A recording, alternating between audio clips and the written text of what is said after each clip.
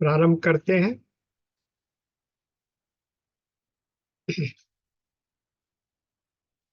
सकल सुमंगलदायक रघुनायक गुणगान, सादर सुनते तरही भव सिंधु बिना जल जान। बार बार वर मांगहूँ हर्षि देव श्री रंग, पद सरोज अन पायनी भगति सदा सुत संग। जय श्री राम।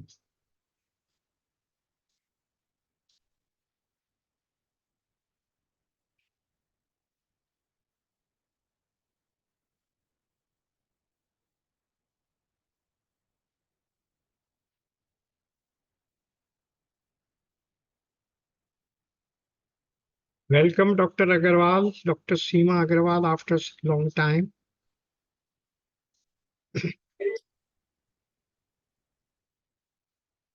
हम लोग थे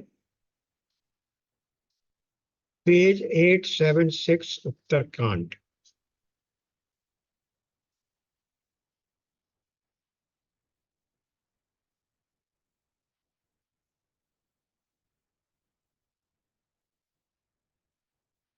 दोहा संख्या 47।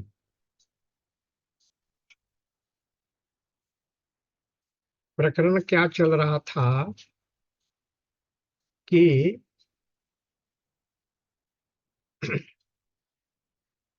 भगवान राम ने अपने नगर के वासियों को बुलवाया था और उनको उपदेश दिया था। वो उपदेश पूरा हो गया। उसके बाद नगर वासियों ने भगवान की स्तुति की, प्रार्थना की।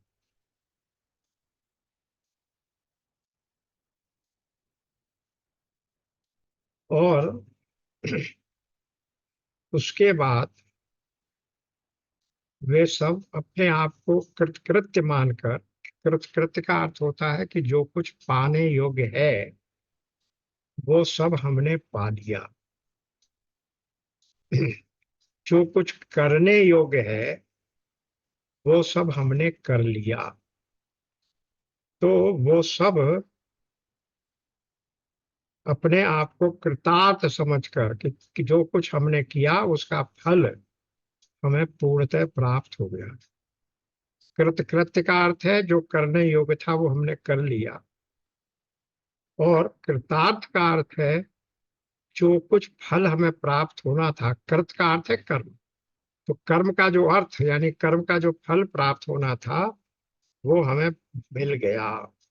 उमा अबधवासी नर नारी कृतारथ रूप, ब्रह्म सच्चिदानंद घन रघुनायक जहाँ भू। हे उमा, शिव जी कथा सुना रहे हैं पार्वती जी को। हे उमा, अयोध्या में रहने वाले पुरुष और स्त्री सभी कृतार्थ हो गए। जहाँ स्वयं सच्चिदानंद घन ब्रह्म रघुनाथ जी राजा है, वहां कोई कृतार्थ हुए बिना रह भी कैसे सकता है। उनके सानिध्य मात्र से, उनकी कृपा दृष्टि मात्र से हर व्यक्ति को जो कुछ प्राप्त होने योग्य फल है वो सब फल मिल गया। एक बात और इसमें ध्यान दीजिए कि इसका अंत में क्या कहा था भगवान ने। इससे पहले पेज पर आ जाइए, पेज 875 पर।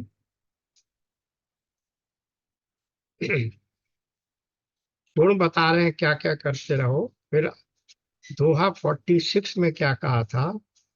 मम गुण ग्राम नाम रत, गत ममता मद मोह, ताकर सुख सोई जानहि परानंद संदेहो। जो मेरे गुण समूहों के और मेरे नाम के परायण हैं एवं ममता मद और मोह से रहित हैं, उनका सुख वही जानता है जो परमात्मा रूप परमानंद राशि को प्राप्त है। और ऊपर भी कह दिया था कि मेरी भक्ति जो करेगा वो क्या होगा, उसको ममता मद और मोह कुछ नहीं होगा। यानी भगवान ने अपने आप को, और मेरी भक्ति, भगवान ने अपने आप को यहाँ पर नगर वासियों के सम्मुख प्रकट कर दिया कि मैं ही सच्चिदानंद घन ब्रह्म हूँ और मेरी ही भक्ति करने योग्य है। अपने मुख से कह दिया। लंका में रावण वध के पहले भगवान ने ऐसा नहीं कहा था। अब सबको अपनी अपनी भक्ति दे दी, मेरी भक्ति करो तो तुम्हें सब कुछ प्राप्त होगा। सुनत सुधा सम वचन राम के, कहे सबनि पद कृपा धाम के।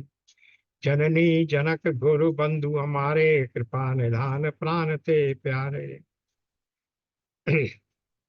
तो ये सब बात कह दी उन्होंने, नगर वासियों ने भगवान की स्तुति करके।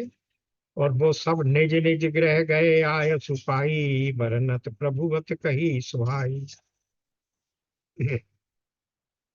अपने अपने घर सब चल दिए आज्ञा पाकर, और प्रभु की सुंदर बातचीत का वर्णन करते हुए अपने अपने घर चले गए। उमावदवासी नर नारी, कृतारथ रूप ब्रह्म सच्चिदानंद घन, रघुनायक जहाँ भू। अब इसके बाद वशिष्ठ जी आए। वशिष्ठ जी ने सोचा कि प्रजाजन को तो भगवान ने अपनी भक्ति दे दी है, तो हम मुनि लोगों को क्यों नहीं भक्ति प्राप्त कर पाए। इसलिए चलो मैं भी चलता हूँ, भक्ति प्राप्त करता हूँ। अब वशिष्ठ जैसे मुनि जो स्वयं इनके कुल गुरु हैं, वो राम की भक्ति मांगने क्यों आए? क्योंकि उन्हें भी ये मालूम है कि ये राम दशरथ पुत्र राम या अवध राजा राम नहीं है, अवध के राजा राम नहीं है, ये सच्चिदानंद घन ब्रह्म है। इसलिए उनसे, स्वयं उनके मुख से मैं भक्ति मांगना चाहता। इसलिए वशिष्ठ जी आ गए अब घर पर। एक बार वशिष्ठ मुनि आए, जहाँ राम सुख धाम सोहाए। यहाँ भगवान राम बैठे हुए थे महल में, वहां आए। अति आदर रघुनायक कीना, पद पखारी पादोदक लीना। रघुनाथ जी ने उनका बहुत ही आदर सत्कार किया और उनके चरण धोकर चरणामृत लिया। आजकल कोई करेगा? कहेंगे पहले तो डिटॉल से पैर धो लेने तो महाराज, उसके बाद आपका चरण धो लेंगे। राम सुनह मुनि कर कह कर जोरी, कृपा सिंधु बिनती कछु मोरी। अब देखिए विनती कर रहे हैं भगवान राम। अब तक लीला में जगह जगह भगवान राम स्वयं उनका आदेश, उनका उपदेश, उनकी आज्ञा मांगने जाते थे, मार्गदर्शन मांगने जाते थे। अब स्वयं वशिष्ठ जी, राम सुनहु मुनि कह कर जोरी, कृपा सिंधु बिनती कछु मोरी। हे राम, मुनि ने हाथ जोड़कर कहा, हे कृपा सागर राम, मेरी कुछ विनती सुनिए। क्या सुनिए? देखी देखी आचरण तुम्हारा, होत मोह मम हृदय अपारा। आपके आचरण, मनुष्योचित चरित्रों को देख देख कर मेरा मेरे हृदय में अपार भ्रम होता है। क्यों होता है तो आप ब्रह्म और लीला कर रहे हैं मनुष्य के रूप की, तो अक्सर ये भ्रम हो जाता है। जैसे सती जी को हो गया था कि ये ब्रह्म कैसे हो सकता है जो अपनी पत्नी के खो जाने पर इस प्रकार साधारण मनुष्यों से भी अधिक विक्षिप्त होकर घूम रहा है और सबसे पूछ रहा है, देखा तुम सीता मृगनयनी। तो इसी प्रकार उन्हीं मनुष्यों की दशा का वर्णन करते हुए यहाँ पर कह रहे हैं वशिष्ठ जी भी कि आपके इन आचरणों को देखकर भ्रम होता है, क्योंकि एक ओर हम जानते हैं कि आप ब्रह्म हैं और दूसरी ओर आप मनुष्योचित आचरण कर रहे हैं। लेकिन गोस्वामी जी पहले ही कह चुके हैं कि जैसा कपड़ा पहना वैसा ही नाच करना पड़ता है। कपड़ा पहनो नृत्य का और नाच करो भांगड़ा, कैसे हो सकता है? तो जस अति काछा तैसा ही नाचा, ऐसा कुछ चौपाई बताइए। तो इसलिए भगवान ऐसा कर रहे हैं, पर फिर भी भ्रम तो हो ही जाता है। महिमा अमित वेद नहीं जाना, मैं कही भांति कहूं भगवाना। हे भगवान, आपकी महिमा की सीमा नहीं है, उसे वेद भी नहीं जानते, फिर मैं किस प्रकार कह सकता हूं। पुरोहिती का कर्म पेशा बहुत ही नीचा है। वेद पुराण और स्मृति सभी इसकी निंदा करते हैं। तो वशिष्ठ जी बता रहे हैं कि मैंने मन में सोचा था कि ये जो पुरोहिती का कर्म है, किसी के भी कुल का पुरोहित बनना और उस पौरोहित्य से जीविका कमाना, ये कोई बहुत अच्छा जीविका साधन नहीं है, जीविका का साधन नहीं है। और इसलिए मैं पुरोहित नहीं बनना चाहता था। वैसे भी आप देखिए, पुरोहित जी को क्या देते हैं हम लोग, क्या मिलता है? साल में 4-6 अवसर उत्सव के आते हैं, उस समय उनको कुछ दक्षिणा दे दी जाती है। उस दक्षिणा में भी ये विचार किया जाता है कोई अधिक तो नहीं जा रही है। तो कुल मिलाकर अगर कोई भी पुरोहित ये देखे कि मुझे इस व्यक्ति की आय का कितना प्रतिशत मिल पाता है, वो कहेगा मुझे तो कुछ नहीं मिलता।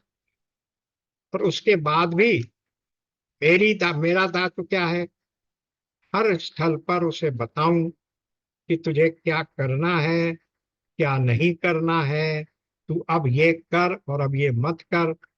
तो जब कर्म करना बताता हूं, तब भी यजमान को क्षोभ होता है, अरे ये तो पुरोहित जी ने खर्चा बता दिया।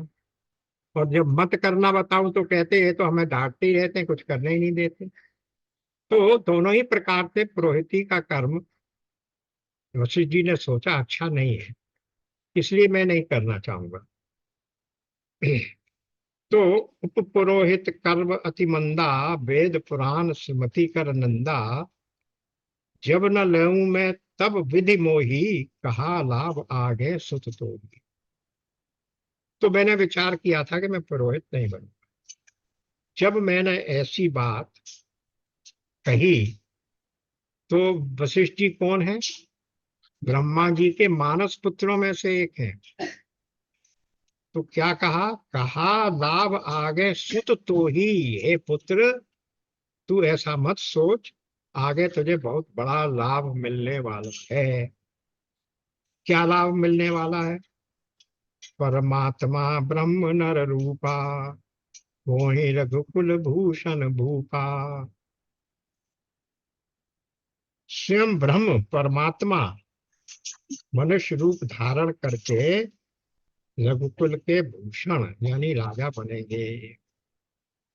तब मैं हृदय विचारा जोग, तब मैं हृदय विचारा जोग यज्ञ व्रत दान, जा कहूँ करऊँ सो हूँ धर्म न है ही समान। तब मैंने हृदय में विचार किया कि जिसके लिए योग यज्ञ व्रत और दान किए जाते हैं, फिर भी बड़ी कठिनाई से मिलते हैं, उस ब्रह्म को मैं क्या करूंगा? इसी कर्म से पा जाऊंगा।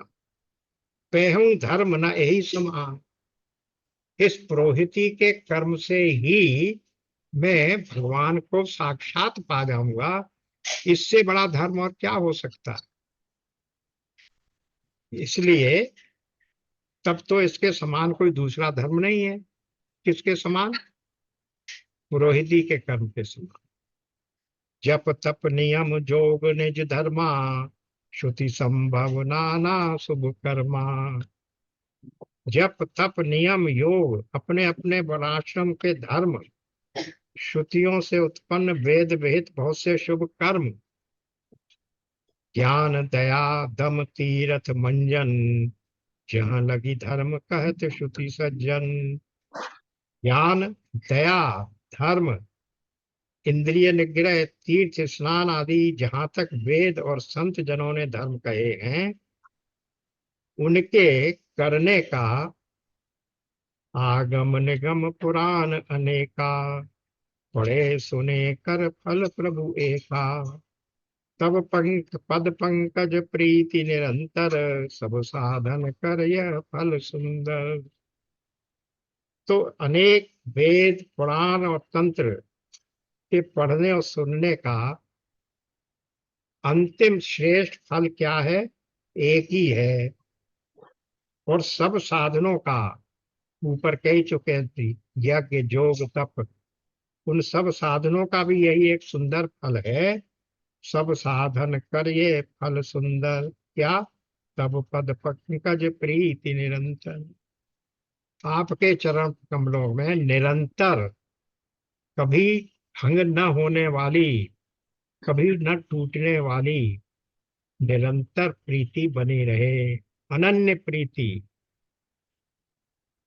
इसको स्वामी जी बार बार अनपायनी भक्ति कहते हैं। भगति दो अनपायनी। हम लोग भी प्रार्थना में शुरू में यही कहते हैं, भगति अनपायनी। तो निरंतर मेरी भक्ति बनी रहे, इसलिए चरण कमलों में सदा सर्वदा प्रेम हो रहे। अब वो भक्ति बनी कैसे रहे, इसके लिए वशिष्ठ जी स्वयं ही सोच रहे हैं। छूटे मल की मलई के धोए, कृति की पाव कोई बारी बिलोए। प्रेम भगति जल बिनु रघुराई, अभ्यंतर मल कबहू न जाई। क्यों भक्ति की आवश्यकता है? क्योंकि भक्ति रूपी जल के बिना हमारे अंतःकरण के मल नहीं जा सकते। कहीं छूटे मल की मलई के धोए, गंदगी को गंदगी के द्वारा धोओगे तो मल नहीं छूटेगा। घृत की पाव कोई बारी बिलोए, पानी को मथने से ही नहीं निकलेगा। इसी प्रकार अभ्यंतर का मल बिना प्रेम भक्ति के जल के बिना नहीं छूटेगा। ये हम देख चुके हैं। मल, विक्षेप और आवरण, वहां भी बार बार यही बात आ रही है ना। पहले अंत अपने अंतःकरण को शुद्ध करो। काहे से? इनके जो शत्रु हैं, काम क्रोध मद लोभ इत्यादि, इन पर नियंत्रण पाओ। काहे से पाओगे? गीता में भगवान ने कहा, उपनिषदों में भगवान ने कहा, निष्काम कर्म योग से मन के, अंतःकरण के ये षड रिपु दूर होते हैं। और फिर भगवान की पूजा ध्यान उपासना इत्यादि से मन का विक्षेप भी दूर होता है। तो जो भी कुछ किया जा रहा है वो सब मन के लिए किया, मन के आधार पर ही भक्ति हो रही है। तो इसीलिए वो कह रहे हैं कि अपने अंतःकरण रूपी मन को स्वच्छ करने के लिए प्रेम रूपी करने पर ही प्रेम रूपी भक्ति तुम्हें प्राप्त होगी। अभी अंतर मल कबहू न जाए। प्रेम रूपी भक्ति के जल के बिना अंतर का मल जाएगा नहीं। भक्ति एक ऐसा साधन है जो तुम्हारे अंतर के सारे अंतःकरण के सारे मन को दूर कर सकता है। सोई सर्वज्ञ तज्ञ सोई पंडित, सोई गुण ग्रह विज्ञान अखंडित। वही सर्वज्ञ है, वही तत्व को जानने वाला है, और वही पंडित है। वही गुणों का घर, सोई गुण ग्रह यानी बड़ा गुणवान भी वही है, और अखंड ज्ञान भी विज्ञानी भी वही है। दक्ष सकल लक्षण जुत सोई, जाके पद सरोज रति होई। वही चतुर और सब लक्षणों से युक्त है। कौन? जिसका आपके चरण कमलों में प्रेम है। नाथ एक बर मांगऊं, राम कृपा करि देव। जन्म जन्म प्रभु कमल कब, जन्म जन्म प्रभु कमल, जन्म जन्म प्रभु कमल, जन्म जन्म प्रभु पद कमल, कबहु बख्शे जन नेहु। हे नाथ श्री राम जी, मैं आपसे एक वर मांगता हूँ, कृपा करके दीजिए। प्रभु, आपके चरण कमलों में मेरा प्रेम जन्म जन्मांतरों में भी कभी न घटे। यही बात देखिए, सुग्रीव ने भी क्या कहा था कि मुझे भी वही आपका वो चाहिए। मुझे जो भी जन्म जन्म प्रभु कमल कबो घटे जनि नहीं हो, ऐसी भक्ति दे दीजिए मुझे जो कभी घटे नहीं, यानी निरंतर बढ़ती रहे। और ये कैसे होगा? प्रभु की कृपा के बिना नहीं होगा। इसलिए मांगना पड़ता है। यह गुण साधन तय नहीं होई, तुम्हारी कृपा पाव कोई कोई। भक्ति मेरी बढ़े, ये किसी साधन से नहीं हो सकता। भक्ति श्रम साध्य नहीं है। भगवान की भक्ति की प्राप्ति श्रम साध्य नहीं है, कृपा साध्य। जब भगवान की कृपा होती है तभी मिलती है। इसीलिए जितने भी भक्त आपने देखे इस राम कथा में आए हैं, सब बार बार भगवान से भक्ति मांग रहे हैं, और सब भगवान उनको देते हैं। तो ये भगवान की कृपा है। वरना वो सब बड़े तपस्वी महामुनि जो योगी इत्यादि हैं, फिर भी भक्ति मांगनी पड़ रही है, क्योंकि वो भक्ति श्रम साध्य नहीं है, अपने करने से नहीं मिल सकती, उनका आपकी कृपा के बिना नहीं मिलती। यही वो सुग्रीव ने भी कहा था। और ये कैसे मांग रहे हैं? जन्म जन्म प्रभु पद कमल, कबहु घटे जनि नेहु। आपके चरण कमलों में कभी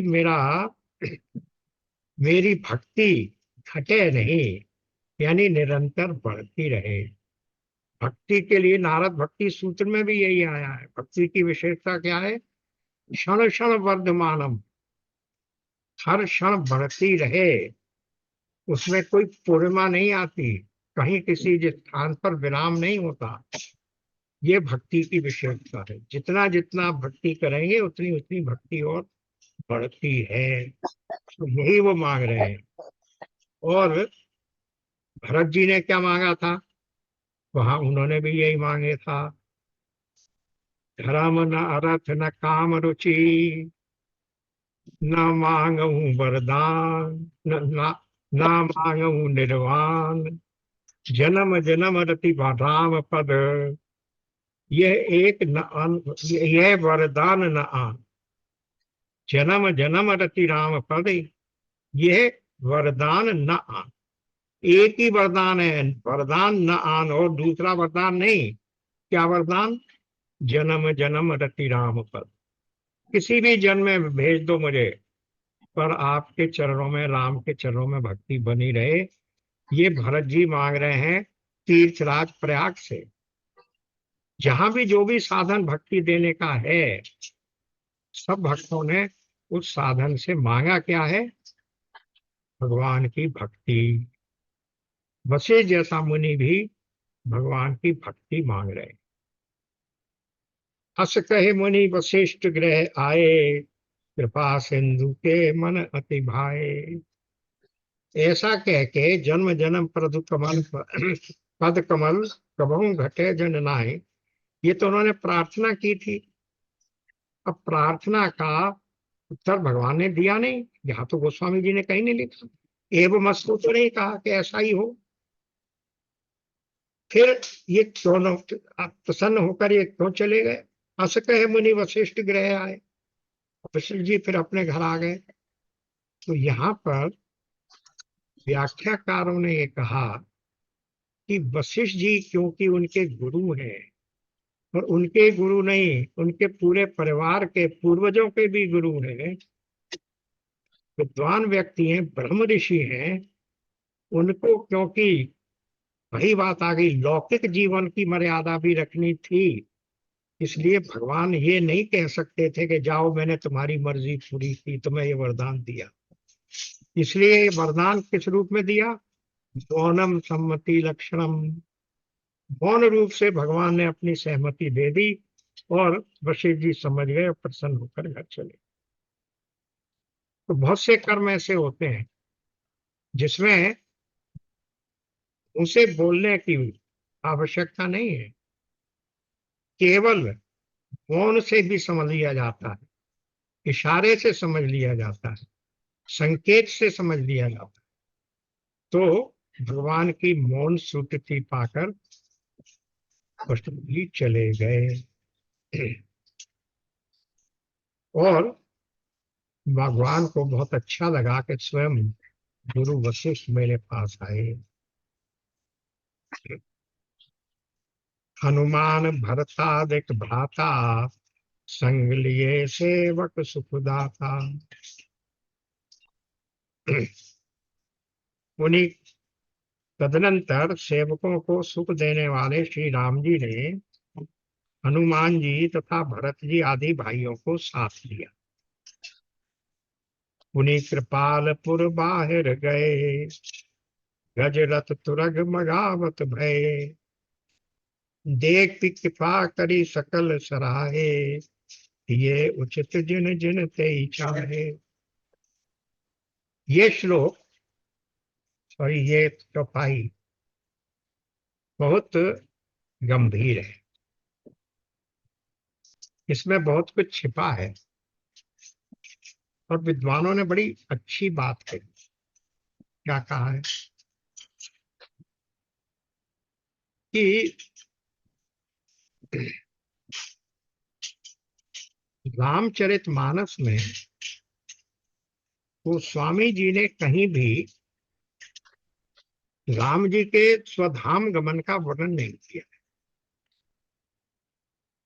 इस उत्तर कांड में भी कहीं ये नहीं आया कि भगवान उस दिन गए और इस प्रकार से गए कि सरयू की धार में छिप खड़े होकर चले गए, ऐसा नहीं आया। तो विद्वान क्या कहते हैं कि ये जो चौपाई है, क्या हनुमान भरतादिक भ्राता, संग लिए सेवक सुखदाता, अपने भरत आदि चारों भाइयों को और अपने सारे सेवकों को यानी सैनिकों इत्यादि को, पुनि कृपालपुरी बाहर गए, पुरी के बाहर गए। अब यानी अब भगवान स्वधाम की ओर जा रहे हैं, पुर के बाहर गए। गज रथ तुरक मगावत भय, पुर के बाहर जा रहे हैं, अभी अभी भक्ति की बातें हो रही हैं, अब ये रथ और गज और तुरग, हाथी घोड़े रथ और सैनिकों को बुलाने की क्या आवश्यकता है भाई? हाँ, आवश्यकता यही है कि अब मैं सबको छोड़कर जा रहा हूँ। ते की कृपा करी सकल सराहे, ये उचित जिन जिन ते चाहे। और उनकी ये कृपा देखकर सब प्रसन्न हुए। और फिर भगवान ने क्या कहा? उनसे कह दिया, जो जो कुछ तुम्हें चाहिए वो तुम ले लो। तो विद्वानों ने कहा है कि ये वे यहीं रहते, कह रहे हैं। देखिए सुनिए क्या कह रहे हैं। हनुमान भरत आदि भ्राताओं के साथ लेकर सेवक सुखदाता भगवान पुनि कृपालपुर बाहर गए। अब भगवान पुरी से बाहर गए। गोस्वामी तुलसीदास जी महाराज ने रामचंद्र भगवान के स्वधाम गमन की लीला का वर्णन नहीं किया है। क्यों नहीं किया है? उनका मतलब यह है कि वे तो यहीं रहते हैं, हमसे मिलते जुलते रहते हैं, कभी बाहर नहीं गए। जैसे ब्रजवासी भी यही कहते हैं कि कृष्ण कभी ब्रज से बाहर नहीं गए, मथुरा में वो गया जो मथुरा से आया था, और जो हमारे यहाँ पैदा हुआ था वो हमारे ही यहाँ रहा। तो ब्रज से कभी कृष्ण नहीं गए, कोई नहीं मानता।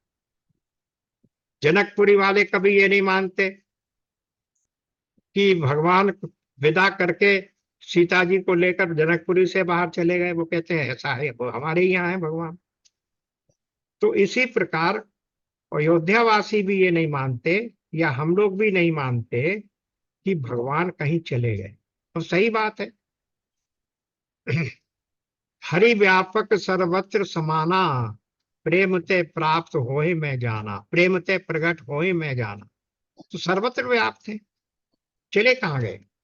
तो वही कह रहे हैं तुलसीदास जी महाराज, रामचंद्र को वे यहीं रहते हैं, हमको मिलते जुलते हैं, अभी यहीं रहते हैं, गए कहाँ हैं?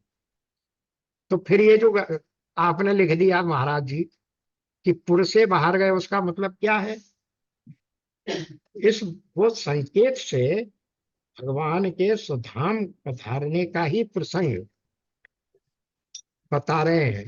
पुर से बाहर गए यानी वहां जितनी सेना थी, गज रथ तुरग यानी हाथी घोड़े रथ, सब मंगवा लिया। की कृपा करी सकल सराहे। इस सबको देखकर भगवान ने अपनी सेना की सराहना की और दिए उचित जिन जिन ते ही चाहे। जिसने जैसा चाहा, अब कौन चाह सकता है? लव ने, कुश ने, भरत के बेटों ने, लक्ष्मण के बेटों ने, शत्रुघ्न के बेटों ने जैसी जैसी सेना चाहिए, पूरे राज्य को 8 भागों में बांट दिया। सब काम करके जिसको जो लेना देना था दे लेकर के सबके श्रमण हरने वाले प्रभु थक गए। इतना सब बंटवारा करने के में प्रभु थक गए, जबकि सबके थकान को हरने वाले भगवान है। राम का नाम लेने से सब श्रम हर जाता है, और वो हर गए, थक गए, और शीतल आम के बगीचे में गए। समझिए, अब पूरी में लौट कर नहीं गए हैं। नहीं तो कहते ना भाई बंटवारा कर दिया, बाहर सबको दिया, फिर लौट आए। इसीलिए वो कह रहे हैं विद्वान कि इसका अर्थ है भगवान राज्य छोड़कर चले गए। वरना पुरी से बाहर आए हैं, अपने महल से आए हैं, फिर सबको बांट दिया, और उसके बाद आम के बगीचे में जाकर बैठ गए। अर्थ क्या है? गए, त्याग दिया, राज गया, और बेटों पोतों में बांट दिया। ये भाइयों में और भाइयों के बच्चों में और अपने बच्चों में बांट दिया, और उसके बाद आराम से चले गए, आम के बगीचे में जाकर बैठ गए। तो ये इस प्रकार से इस दोहे का निरूपण, इसकी व्याख्या कुछ विद्वानों ने इस प्रकार से की है, और कुछ जैसा है वैसे ही अर्थ करके बात को खत्म कर देंगे, जैसे अभी यहाँ हो रहा है। क्या किया? शाब्दिक अर्थ क्या है?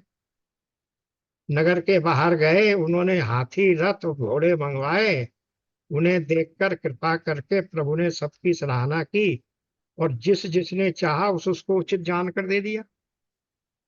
क्या सड़क छाप व्यक्ति को सेना दे दी जाएगी? जो पुर के वासी थे उन्हें सेना दे दी जाएगी? पुर के वासी तो पहले ही उनकी स्तुति करके अपने अपने घरों को चल दिए गए। तो यहाँ था कौन जिस जिसने चाहा? और पुर के बाहर गए हैं, पुरवासी वहां है कहाँ? और कौन कौन साथ है? पुरवासी साथ नहीं है। हनुमान हनुमान भरताधिक भ्राता, संग लिए सेवक सुखदाता। केवल चारों भाई और हनुमान जी और उनके अपने सेवक हैं, बाहर वाला कोई नहीं है। कहीं आया आपके पूर्ववासी संग में थे। इसी से ये स्पष्ट है कि इस चौपाई के द्वारा गोस्वामी जी ने इंगित कर दिया कि भगवान ने अपना सारा राज भाइयों भाइयों के बेटों में बांटकर विभाजित करके सेना भी बांट दी, और जिसने जैसा चाहा उसे उसको दे दिया। और उसके बाद स्वयं थक गए ऐसा करने में, यानी इस जीवन यात्रा से थक गए, इस राज करने की लीला से थक गए। अब जाकर आम के बगीचे में विश्राम। इस प्रकार से कथा का तुलसीदास जी ने यहाँ विश्राम किया, विराम किया है। अब देखिए, हरन सकल श्रम प्रभु श्रम पाई। सबके श्रम का हरण करने वाले प्रभु स्वयं थक गए। काहे में? हाथी घोड़े बांटने में थक गए। और गए जहां शीतल अमराई। अमराई कहते हैं आम के बगीचे को। शीतल अमराई में आमों का बगीचा था, बैठ गए। वहां भरत जी ने अपना वस्त्र बिछा दिया, प्रभु उस पर बैठ गए और सब भाई उनकी सेवा करने लगे। मारुत सुत तब मारुत करई, पुलक वपुष लोचन जल भरई। हनुमान सम नहीं बड़ भागी, नहीं को राम चरण अनुरागी। अब मारुत सुत क्या कर रहे?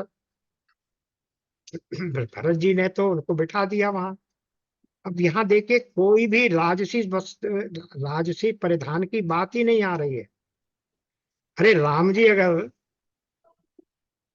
राजसी वैभव से बाहर गए होते तब तो उनके साथ चल रहे होते, उनका सिंहासन चलता, उनके बैठने का साधन चलते, उनके अपने जो अंगरक्षक थे वो चलते। ये सब काम वैराग्य के रूप में हो रहा है, त्याग के रूप में हो रहा है। कुछ नहीं है वहां। बैठने को भी क्या है, शिला के ऊपर भरत जी ने अपना उत्तरी बिछा दिया। जैसे जब सनक आदि मुनि आए थे तब वहां भी कुछ नहीं था, बगीचे में थे राम जी, उन्होंने अपना उत्तरी बिछा दिया था उनके बैठने के लिए। यहाँ भरत जी ने बिठा दिया। तो अब वहां हनुमान जी क्या कर रहे हैं? उनका शरीर पुलकित हो गया, वो हवा करने लगे अपने उससे। उस समय पवन पुत्र हनुमान जी पंखा करने लगे और उनके नेत्रों में प्रेमाश्रुओं का जल भराया। अब अब क्या हुआ? गिरिजा जासु प्रीति सेवकाई, बार बार प्रभु निज मुख गाई। अब ये कथा की पूर्ति हो रही है। हे गिरजे, हनुमान जी से के समान न तो कोई बड़भागी है। और ये बीच में रह गए, हनुमान सम नहीं बड़भागी, नहीं को राम चरण अनुरागी। जब वो हवा करने लगे और उनके शरीर में पुलक हो रहा है, लोचनों से जल बह रहा है, उसको देखकर शिव जी कहने लगे, हे गिरजे, हनुमान जी के समान न तो कोई बड़भागी है, यानी जिसका भाग इतना उत्तम हो कि हर समय अंतिम समय तक राम जी की सेवा में लगे हुए हैं। और न कोई श्री राम जी के चरणों का प्रेमी ही है, जिनके प्रेम और सेवा की स्वयं प्रभु ने अपने श्री मुख से बार बार बड़ाई की है। कहाँ का रेफरेंस है ये? सुंदरकांड।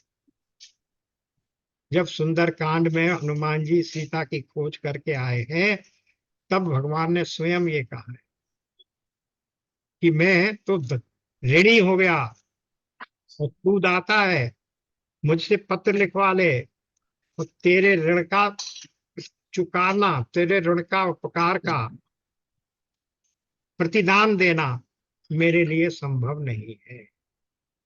और एक बार नहीं, उसी दोहे में 3 बार भगवान ने उसे अपने हृदय से लगाया। तो यही बात शिव जी कह रहे हैं, ऐसा कोई दूसरा प्रेमी नहीं है जिनके प्रेम और सेवा की स्वयं प्रभु ने अपने श्री मुख से बार बार बड़ाई की है। ते अवसर मुनि नारद आए, करतल बीच करतल बीन। ते अवसर मुनि नारद आए, करतल बीन। गावन लगे राम कल कीरति सदा नवीन। अब देखिए सब मुनि आ रहे हैं, भगवान की विदाई का अवसर है ना। वशिष्ठ जी होके चले गए, अब नारद जी आ गए। उसी अवसर पर नारद मुनि हाथ में बीड़ा लिए हुए आए। वे श्री राम जी की सुंदर और नित्य नवीन रहने वाली कीर्ति गाने लगे। माम अवलोकय पंकज लोचन, कृपा विलोकनि सोच विमोचन। माम अवलोकय, कृपा पूर्वक देख लेने मात्र से शोक के छुड़ाने वाले हे कमल नयन, मेरी ओर देखिए, कृपा विलोकनी सोच विलोचन। और मेरी मुझ पर भी कृपा दृष्टि कीजिए। नील तामरस श्याम काम हरि, हृदय कंज मकरंद मधुप हरि। हे हरि, आप नील कमल के समान श्याम वर्ण और कामदेव के शत्रु महादेव जी हे हृदय कमल के मकरंद के पान करने वाले भ्रमर हैं। कमल के समान श्याम वर्ण और कामदेव के शत्रु महादेव जी, क्योंकि उन्होंने काम को भस्म किया था, काम का वध करने वाले। हृदय उनके शिव जी के हृदय कमल के मकरंद, हर समय वो शिव जी के हृदय में भगवान राम रहते हैं, के पान करने वाले भ्रमर हैं। जातु धान बरूथ बल भंजन, मुनि सज्जन रंजन अग अंजन। भूसुर शशि नव ब्रंद बलाक, असरन सरन दीन जन गाक। आप राक्षसों की सेना के बल को तोड़ने वाले हैं, मुनि और संत जनों को आनंद देने वाले हैं और पापों का नाश करने वाले हैं।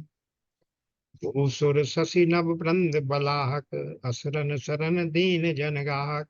भूसुर कहते हैं ब्राह्मण। तो ब्राह्मण रूपी खेती के लिए आप नए मेघ समूह हैं। चावल की खेती के लिए बहुत पानी की आवश्यकता होती है, और क्योंकि यहाँ शशि कहा है, सब उसका चावल की खेती से तात्पर्य। आप नए मेघ समूह हैं और शरणहीनों को असरण शरण दीन जनगाहक। शरणहीनों को शरण देने वाले और दीन जनों को अपने आश्रय में ग्रहण करने वाले हैं। भुज बल विपुल भार महि खंडित, हर दूषण विराध बध पंडित। राव नारी सुख रूप भूपर, जय दशरथ कुल कुमुद सुधाकर। अपने बाहुबल से पृथ्वी के बड़े भारी बोझ को नष्ट करने वाले, हर दूषण और विराध के वध करने में कुशल, रावण के शत्रु यानी रावण का भी वध करने वाले।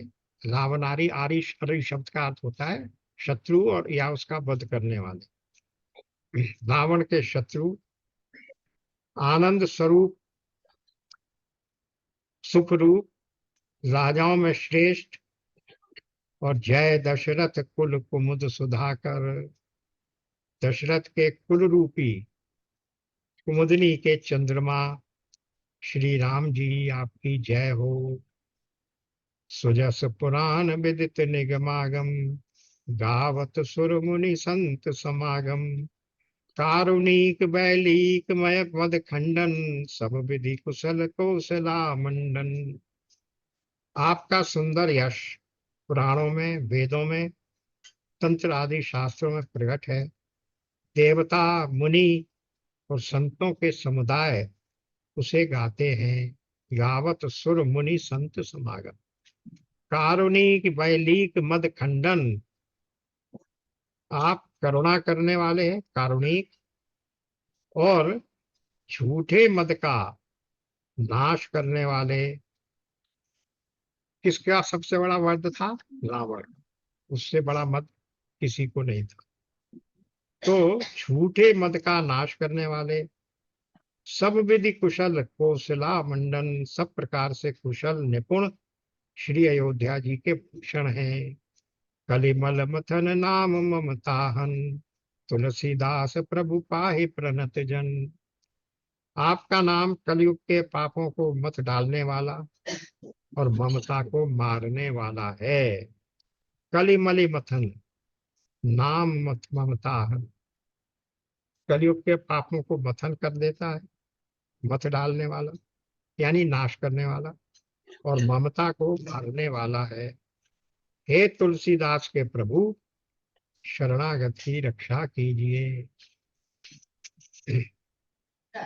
यहाँ पर देखिए, नारद जी के मुख से कहलवा दिया कि आप तुलसीदास के प्रभु हैं। तुलसीदास प्रभु पाहे प्रणत जन। तुलसीदास जी नहीं कह रहे हैं, नारद जी कह रहे हैं कि हे आप तुलसीदास के प्रभु, आप मेरी रक्षा, शरणागत की रक्षा कीजिए। प्रेम सहित मुनि नारद बरनी, राम गुण ग्राम, शोभा सिंधु हृदय धरी, गए जहां विधि धाम।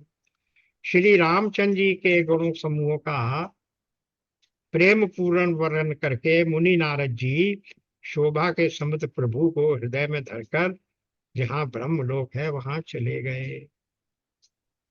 गिरिजा सुनहु विशद ये कथा, मैं सब कही मोरी मत जथा। अब बिल्कुल विराम पर आ गए।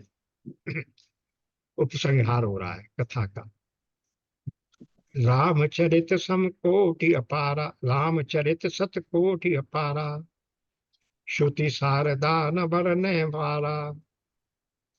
हे गिरजे सुनो, मैंने ये उज्जवल कथा अपनी बुद्धि के अनुसार पूरी कह डाली, लेकिन श्री राम जी के चरित्रों का कोई अंत थोड़े ही है।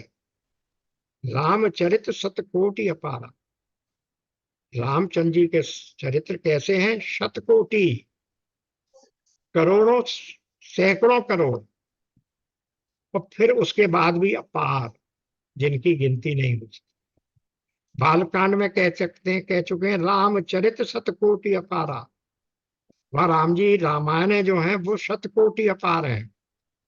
वही बात यहाँ भी कह रहे हैं, रामायण भी तो राम जी का चरित्र ही है कि रामचरित शतकोटि अपारा, सैकड़ों करोड़ है राम जी का चरित्र।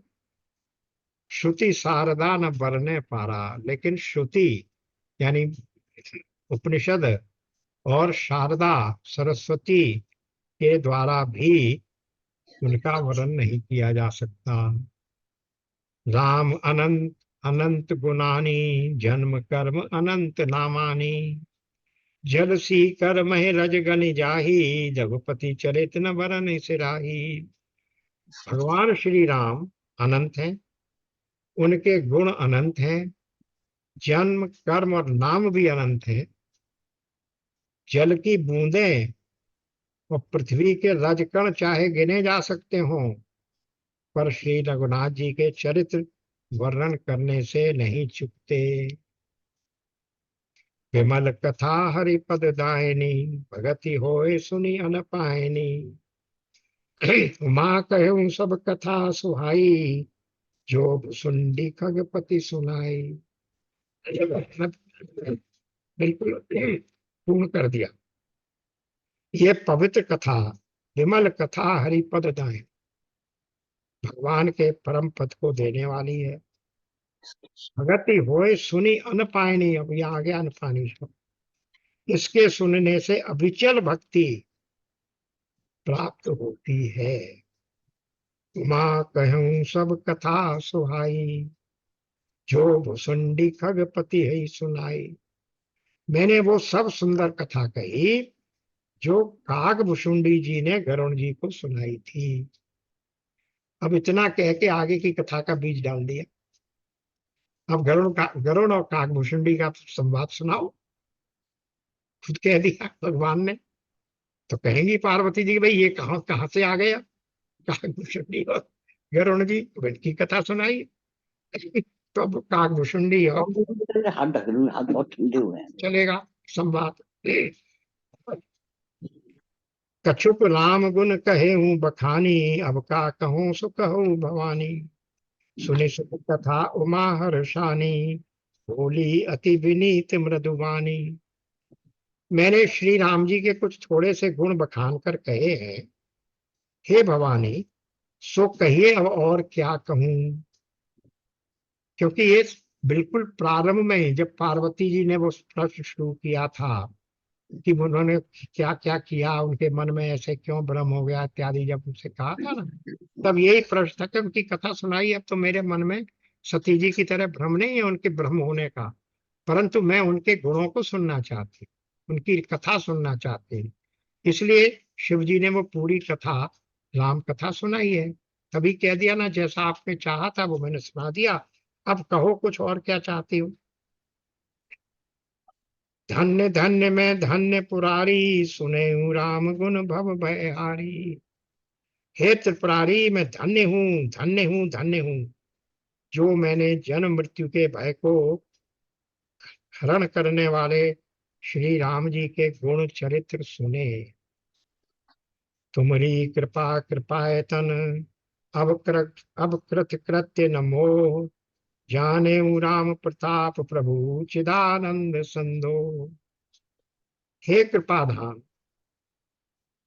धाम, अब आपकी कृपा से मैं कृतकृत्य हो गई, अब मुझे मोह नहीं रह गया। हे प्रभु, मैं सच्चिदानंद घन प्रभु श्री राम जी के प्रताप को जान गई। यही बात किसने कही थी? पार्वती। अर्जुन ने। नष्टो मोह, अच्छा। नष्टो मोह स्मृति लब्धा, तत्प्रसादात अच्युत। आपकी कृपा से अच्युत है कृष्ण, मेरा मोह नष्ट हो गया और मुझे मेरी स्मृति आ गई। किस बात की स्मृति? कि मैं अर्जुन हूं, तुम कृष्ण हो, या मैं यहाँ युद्ध भूमि में खड़ा हूं। यही कि मैं अपने स्वरूप को भूल गया था, मैं अपनी आत्मा को शरीर समझ रहा था और मरने और मारने वाला समझ रहा था। ये स्मृति मुझे आ गई। यही ये कह रही है, तुम्हारी कृपा कृपाए तन, अब कृतकृत्य न मोह, अब नष्टो मोह, सब नष्ट हो गया। जाने हूँ राम प्रताप प्रभु, चिदानंद संधो। मैं अब जान गई कि श्री सच्चिदानंद प्रभु राम के प्रताप को जान गई। ये सब बात बिल्कुल शुरू में आई है, जब शिव जी ने पार्वती जी को शिव गीता सुनाई है। उसके बाद ये कहा पार्वती जी ने कि हाँ अब मैं समझ गई। जो तीन दोहों में शिव जी ने सुनाया था, वो सीता जी ने, वो पार्वती जी ने एक दोह में पूरा कर गया। मैं समझ गई वो सबके हृदय में रहने वाले भगवान है। और फिर ये कथा पूरी और आगे बढ़ी है, तब यहाँ फिर कह दिया इन्होंने कि मैं अब उनके प्रताप को जान गई, समझ गई। मेरे मन में अब कोई संदेह नहीं है कि राम ब्रह्म नहीं है। नाथ तवानन शशि श्रवत, कथा सुधा रघुवीर। शवन पुट ही मन पान करे, नहीं अघात मति धीर।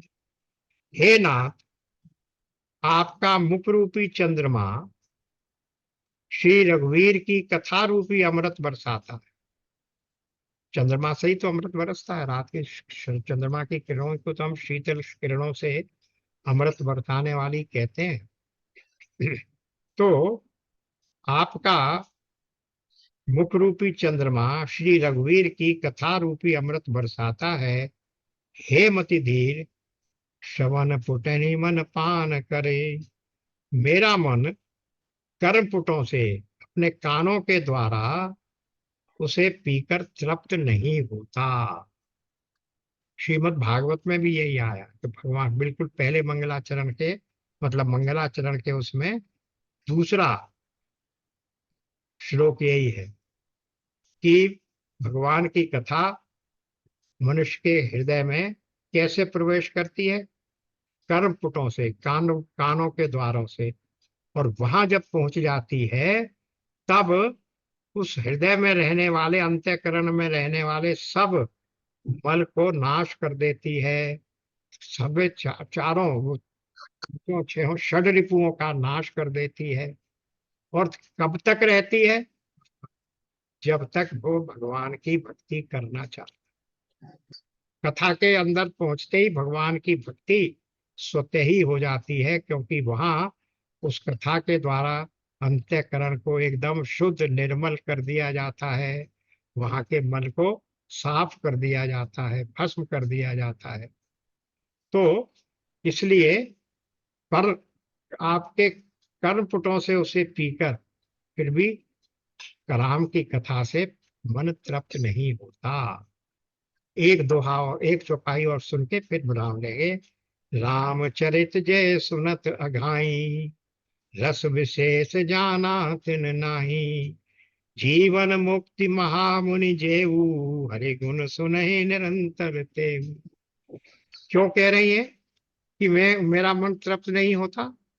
क्योंकि रामचरित जय सुनत अघाई, जो व्यक्ति राम जी के चरित्र को सुनकर अघा जाता है, तक तक तृप्त हो गया, मुझे अब और नहीं सुनना, मैं तो बोर हुआ जा रहा हूं, बस बस अब और मत सुनाओ, जो ऐसा करता है उन्होंने उस रामचरित के रस को जाना ही नहीं, समझा ही नहीं।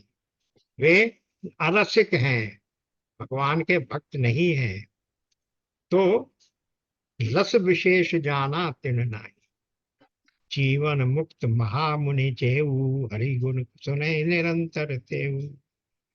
जो जीवन मुक्त महामुनि हैं वे भी भगवान के गुण निरंतर सुनते रहते हैं। इसलिए मेरा मन इस कथा को सुनकर तृप्त नहीं हो रहा है। ऐसा कहकर यहाँ राम कथा का तो विराम हो गया, उपसंहार हो गया। अब आगे जो कथा चलेगी वो चलेगा किसका संवाद? गरुड़ और काकभुषुंडी जी का संवाद चलेगा। वो अपने आप में पूरा वेदांत है, भक्ति भी है, यानी ज्ञान और भक्ति का संगम है। अब उसको आगे प्रारंभ करेंगे। आज समय भी हो गया, यहाँ विराम लेते हैं, कल फिर प्रवेश करेंगे कथा में। ओम पूर्णमदः पूर्णमिदं पूर्णास् पूर्णमुदच्यते वर्तते पूर्णस्य पूर्णस्य पूर्णमादाय पूर्णमदः पूर्णमेवावशिष्यते। पूर्णमेवावशिष्यते। ओम ओम शांति शांति शांति शांति। शांति। ओम नारायण नारायण। नारायण नारायण। राधे जय राधे। श्री राम। जय श्री राधे राम। राधे।